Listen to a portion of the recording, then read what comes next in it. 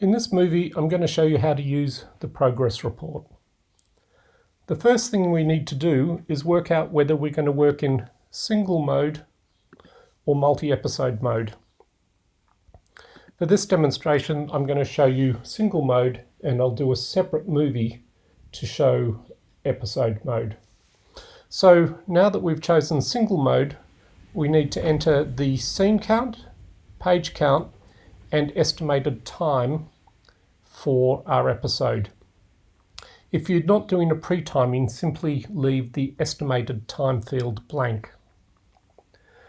So now that we've entered our counts, all we need to do to get going is click the Add New Day button. And we're now on the entry mode. So now that we're here, let's start entering some information. So we'll simply enter the name of the first shoot day. We'll move and enter the shoot date.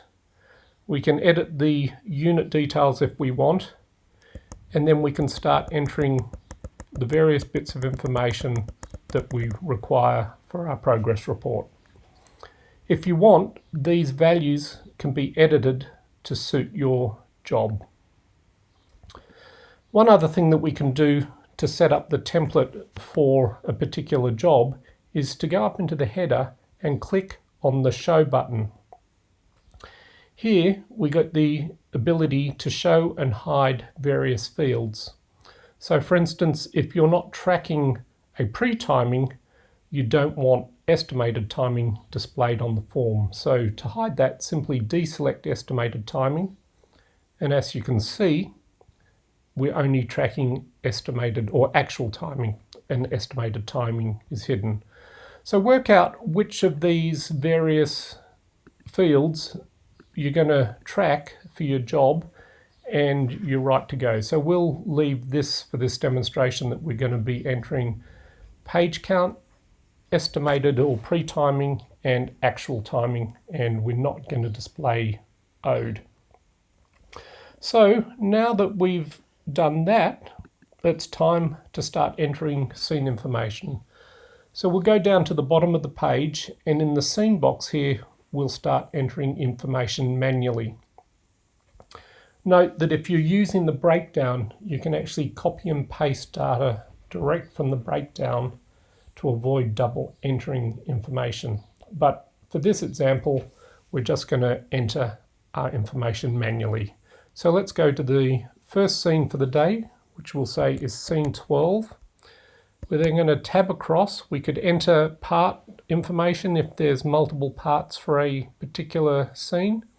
Any comments that relate to the scene. Then we're going to enter the page count for the scene, the estimated timing,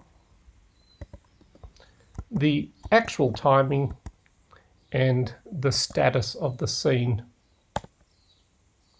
Now, if we click out of the scene box here at the bottom, the totals here will refresh, and as you can see, we have one complete scene based on the status, and the page and timing information is entered. So now let's enter the information for the second scene for the day. So we'll say scene 20. We'll tab across to the page count.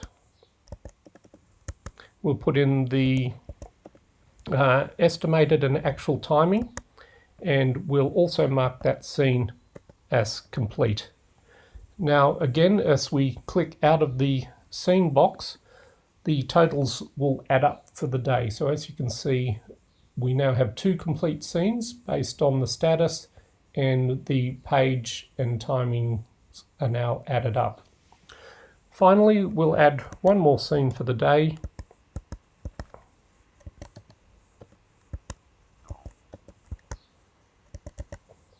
And we'll mark this one as partial. Clicking outside of the scene box again, the numbers now reflect the additional scene. Still only two complete scenes because of the status, but all the timings have now added up. So at the end of the day, we'll do this. We'll finally enter in the number of setups shot for the day, back up to the top, enter any outstanding information here, and then simply print or PDF the report, and you're done for day one. So if we go back to list view, you can see that we now have the start of a list of all our shoot days. So to move on to day two, let's go to the report, back to entry layout, and up in the entry layout we can click the add day button, which gives us a new day record. So we're simply going to enter day two, we'll add the date, and having added the shoot day and date, you'll notice that down here the template has already carried across the information from the previous shoot day. To just check that, you can go back to the previous button and forward, and you'll see that information has been carried forward. Now that you've done that, we can start entering information as required in these fields, and then move on finally to either pasting information across from the breakdown or manually entering new scenes. So in this case, we'll add scene 2. We'll tab across to page and put in the page count, estimated timing, actual timing, and scene status. We'll do one more scene.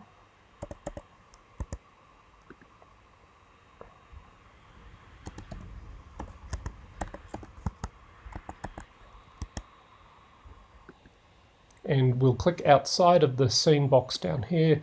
The numbers will refresh, and you can see that we have the previous totals. We now have today's totals, taking into account all the information down here is C2 complete scenes. You can see all the timings. And then we also have a running total of everything that's been done to date. Finally, at the end of the day, we'll enter the scene or the setup information. That too will automatically calculate, finishing entering all the data required here, and then print or PDF. Now if we go back to list view, you can see that we're starting to collect days, and then we can go back and we can add days and just keep going. If you make a day in error, you can use the delete button to remove the displayed day, and if you need to navigate backwards and forwards between the day, simply use the previous and next buttons. One final thing that you may need to do is, if on a particular day you get given a revised script, you'll need to enter the revision details into the database, into the template. So let's say on day 2 we were given a revised script which had an omitted scene in it. We'd simply enter -1 for the number of scenes that have been omitted.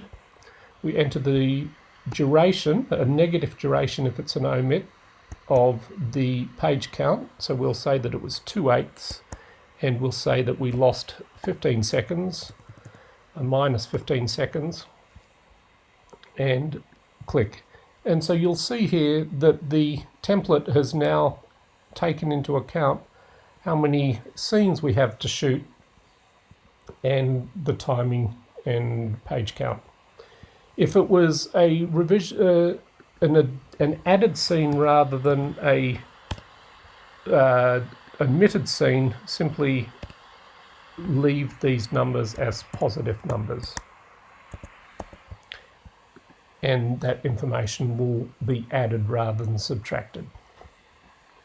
And then print and PDF your reports, and you're away.